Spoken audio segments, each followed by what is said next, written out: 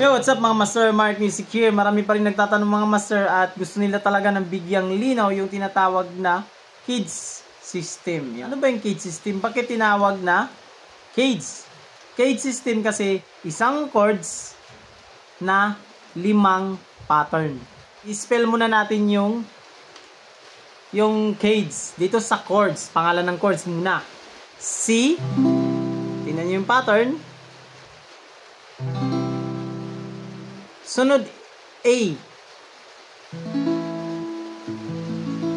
Pero tignan nyo yung pattern. Tignan nyo mabuti. Take note kayo dito mga master sa note na to. Sunod ay G. Yan.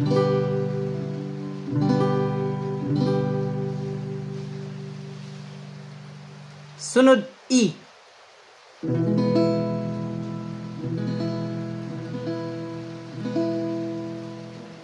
And then the last D. Cage. C, A, G, E, D. Paano daw yung nangyaring isang chords na 5 naman yung chords na yon? Yan yung tanong mga master. Ito yun mga master. Bakit tinawag siyang cage system? Isang chords sa 5 pattern na yon kaninang in-example natin.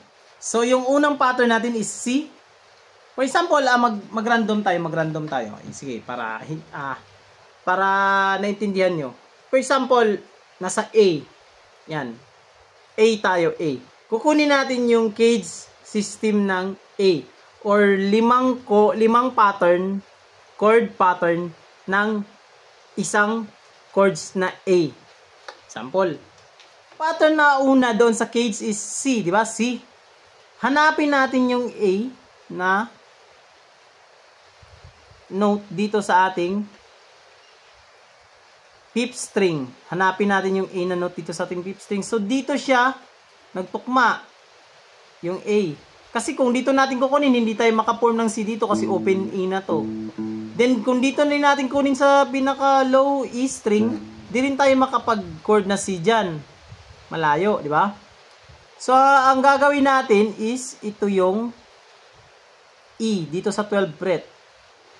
Dito natin kukunin yung unang chord pattern na C. So, ito yung pattern natin na una, C. Ito yung gagayahin din natin dito. Oh. Yan. Oh. May idea na kayo mga master? Oh, yan na yung unang pattern natin na C. Or, pwede tayong gumamit ng kapo dyan. Para maintindihan nyo yung tinatawag na unang form ng A. O, ito na yon.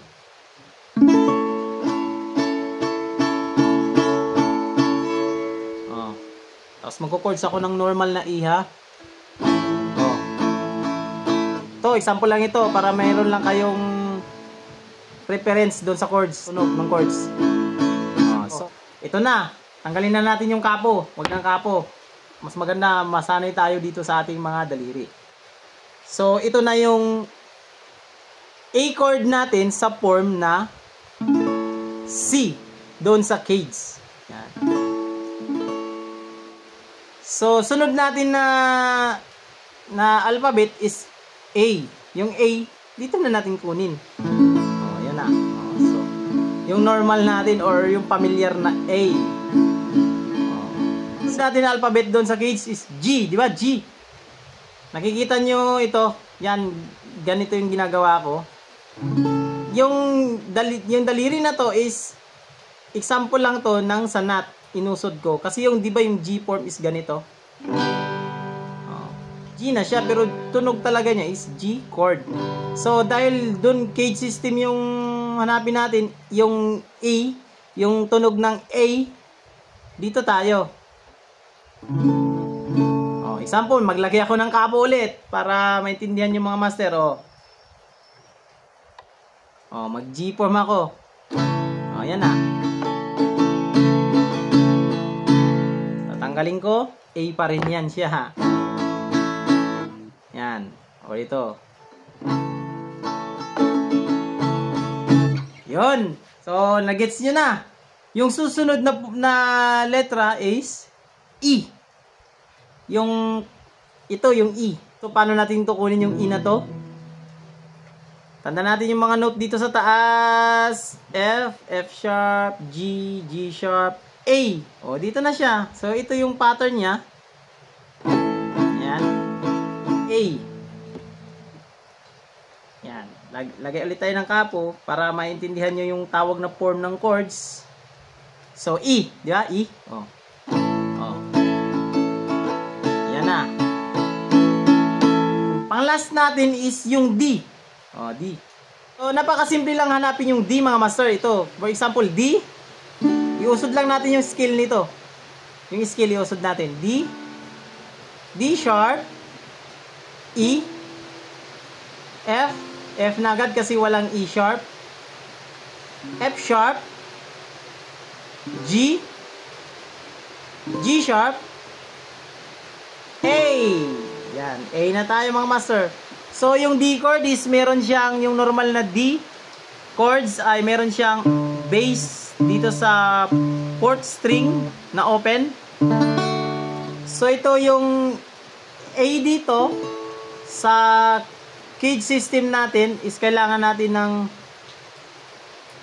bass na A. Kunin natin siya dito. Yan, yung A na to. Yung octave ng A dito sa low. So, ito na yung form niya.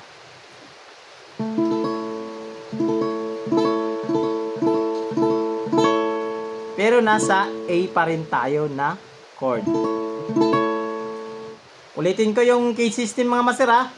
Ito yung sa cage system ng chords na A. Una is C. C, shape or form. And then yung A.